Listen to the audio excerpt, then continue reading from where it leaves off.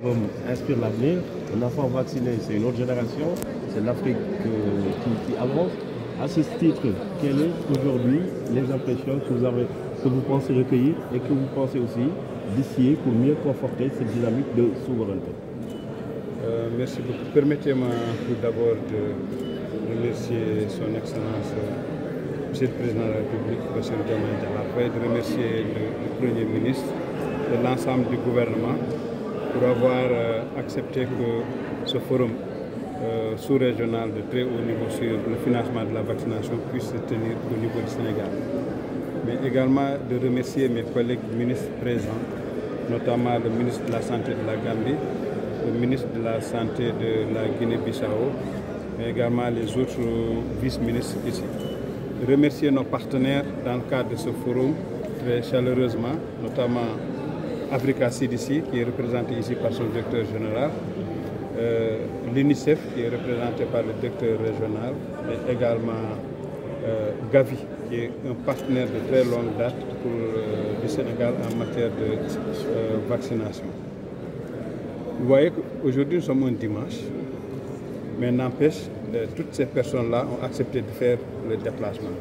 Donc c'est un symbole fort et ça dénote un engagement politique fort pour qu'on puisse aujourd'hui trouver des financements adéquats, durables, pour qu'on puisse avoir accès à des vaccins, pour vacciner la génération d'aujourd'hui, mais la prochaine génération, pour les protéger durablement contre un certain nombre de maladies.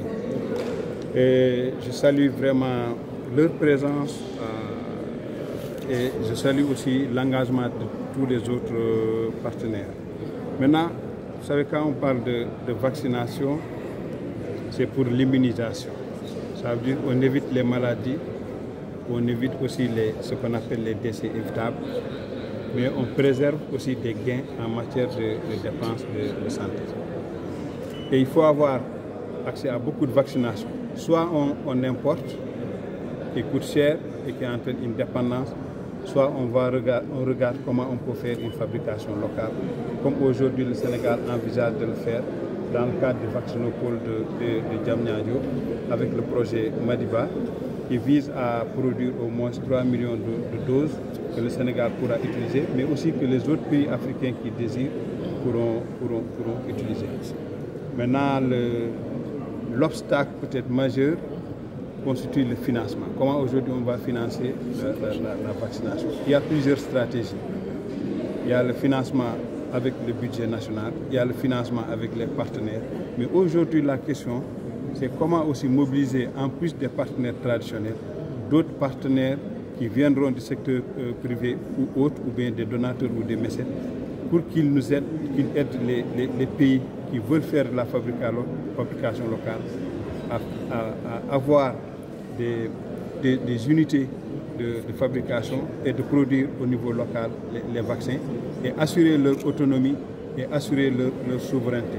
Et l'approche aussi, c'est pas que chaque pays puisse créer des usines de fabrication de vaccins, mais c'est que l'approche qu'on puisse développer ce qu'on appelle la diplomatie et la solidarité sanitaire, pour que certains pays qui sont assez avancés, comme le Sénégal avec l'Institut Pasteur, puissent produire des vaccins et essayer d'approvisionner l'ensemble des pays africains qui en ont besoin, surtout pour vacciner leur population. Donc c'est vraiment tout le sens de ce forum que nous tenons aujourd'hui à Dakar, qui va être sanctionné par une déclaration sur l'engagement à financer la vaccination en Afrique de l'Ouest. On souhaite que cette déclaration-là soit vraiment soutenue avec le leadership des chefs d'État en Afrique de l'Ouest et que ça puisse même porter au niveau de toute l'Afrique. Vous l'avez dit dans votre discours préliminaire que l'Afrique doit faire face donc aux nouvelles menaces sanitaires. Alors comment doit-elle quand même s'y mettre? L'Afrique doit faire face à de nouvelles menaces sanitaires et il doit y faire face avec différents mécanismes. On a ce qu'on appelle la préparation par rapport à des pandémies, par rapport aux épidémies. Il y a aussi la prévention, parce qu'aujourd'hui, on ne doit pas médicaliser à outrance.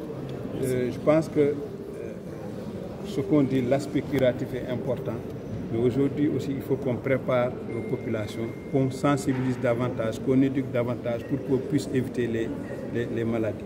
Mais comme il est extrêmement difficile d'éviter les maladies, aujourd'hui il faut investir dans la vaccination parce que l'Afrique, il faut le dire, le monde fera face